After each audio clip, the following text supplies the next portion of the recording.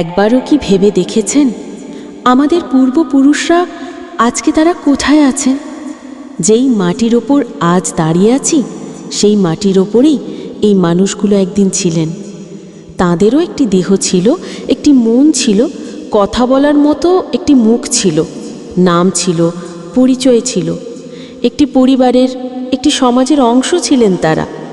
আর আজ 100 বছরও অতিবাহিত হয়নি, কিন্তু কিছুই আর অবশিষ্ট নেই। কেউ তাদের আর চিনে না, নামটা পর্যন্ত মনে নাই কারো। কোথায় তার কবর জানে না বংশধরেরাও। কিছুক্ষণের জন্য মাত্র 70-80 বছর পরের পৃথিবীটার কথা ভেবে দেখুন।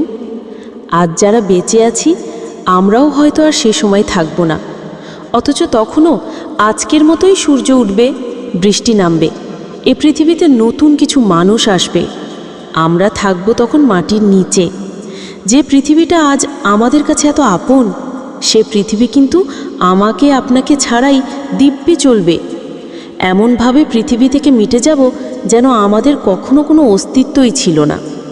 কিন্তু মৃত্যুর পরে যে একটি চিরস্থায়ী জীবন আছে পরকাল, সেটার উপরে বিশ্বাস রেখে হিংসা, বিদ্বেষ, অহংকার আমাদের মন থেকে মুছে ফেলে খাঁটি ঈমান নিয়ে যেন আমরা মুসলিম জাতি এই পৃথিবী থেকে শেষ বিদায়টা নিতে পারি।